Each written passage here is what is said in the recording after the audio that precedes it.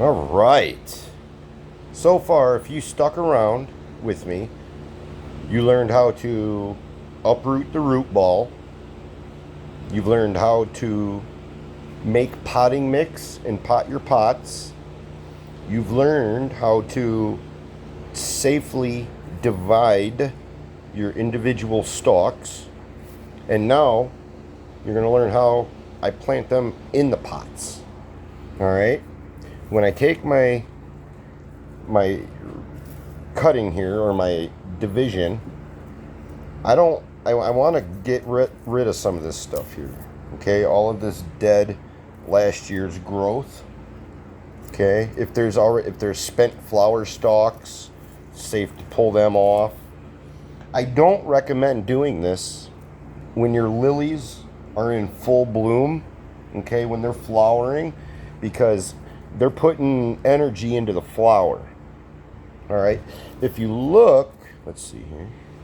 If you look here, this is a spent bloom. So these lilies have already bloomed and looked beautiful and finished for the season. They're just, the residual stalk, the green it's just time for it to die off in the fall and stuff, but there's no more flowers. All right, so this is when you want to propagate, between after blooming and in the fall. If you miss that, then the springtime is the next best time that you can make divisions here, propagations. All right, so I went through and look at, see, there's even some of these grass weeds coming through here. We want to make sure we pull as many of these out as we can, because we don't want weeds to get transferred into our new pots here, do we? All right, I have a pretty substantial root collection here. It's good tubers. It's one stem. Okay, so I'm going to make a hole deep enough for these roots, these here, okay, to go as deep as they want.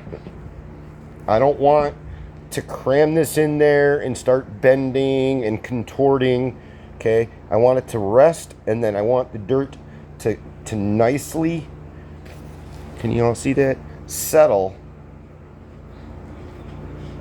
around the roots and the tubers, okay? You guys see that? Now we're going to take the edges. Okay, now I want to snug it. Looks like I might have to add a little bit, one more handful of potting mix here.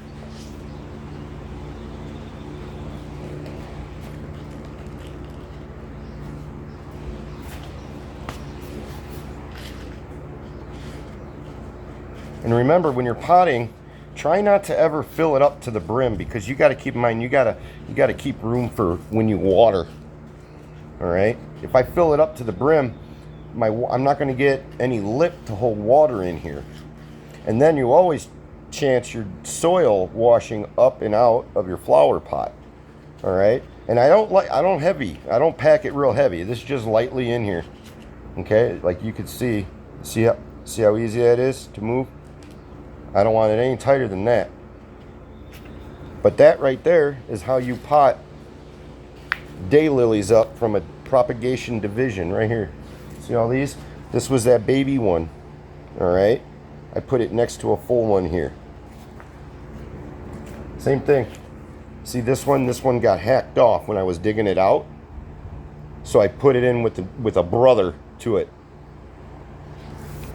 Now what I'll do is, when I'm done potting up this bunch, I'm going to take it outside in the shade for right now, because today and tomorrow are going to be like 100 degrees. So I want to put it in the shade, and I want to water it thoroughly. All right?